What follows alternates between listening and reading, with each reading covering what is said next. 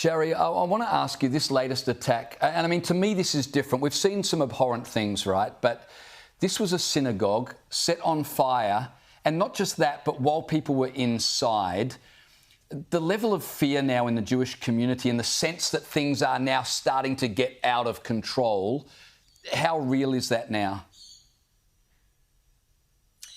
Look, I think this is, without question, the worst that we've seen so far in Australia. A synagogue set on fire while people were in it, people having to go to hospital, injured. You know, you can have whatever view you want in the Middle East, but you can't protest outside or set alight a synagogue. This is a place of worship. This is targeting people just for being Jewish, just for being Jewish. And again, you know, it comes back to leadership, because on Wednesday night we saw a pro-Palestinian protest outside the Great Synagogue. We've seen a couple of similar protests in Melbourne outside synagogues. And so when political leaders don't stand up and say, you can't protest outside a place of worship, you can't protest Jews just for being Jews, these are Jewish Australians for no other reason than our religion, when we're not hearing that message, then it shouldn't be a surprise that the attacks and the aggression escalate at places like synagogues, and that there's a firebombing, horrific, devastating, heart-wrenching.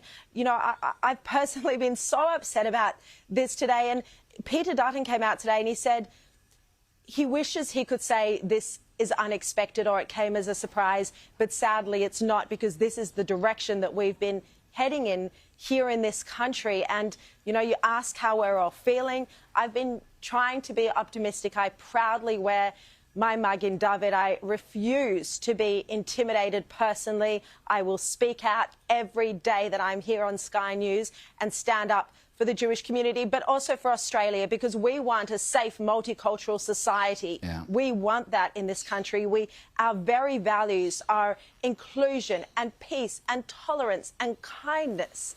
And what we're seeing on our streets doesn't embody that. Maybe the Prime Minister doesn't care because he was once a pro-Palestinian protester yelling into a megaphone.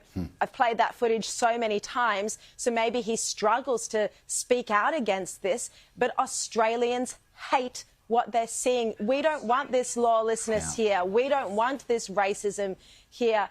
It doesn't belong here. And you know, it's just devastating. And there is fear, there is anxiety in the Jewish community. It's been this way for months. There are armed guards outside Jewish schools. And you know, this is the reality we're living with in Australia in 2024. And I don't believe it would be this way. It's certainly not this bad if John Howard, Tony Abbott, Scott Morrison or Peter Dutton were Prime Minister. Absolutely. Or Julia Gillard or Kevin Rudd, by the way, because they wouldn't have stood for this either. Yeah. Sharri, can I just say personally, and I know all of our Sky News viewers as well, greatly appreciate not just your clarity, but your continued courage in speaking so bluntly about these issues. I appreciate your time tonight. I know you're on a day off, but I really appreciate you speaking to us. This is so important. No, James, well, again, I'm sure from every member of the Jewish community, we have to thank you and the other Sky News hosts, Chris Kenny, Peter Credlin, Andrew Bolt, Erin Molan, you know, all the Sky News hosts, Caroline Marcus, who have been so strong on this issue. Where would our community be without the Australian newspaper, without the News Corp papers, without Sky News? Because, you know, we don't have any other voices standing up for the community and for Israel. Moral confusion is reigning supreme, particularly in the Albanese government, but also in the media. And we have to stand strong and we have to call it out. And every Australian of all faiths has to say, we want peace, not this lawlessness, not this crime of setting alight a synagogue. Absolutely. Sharri Markson, appreciate your time tonight. Thank you.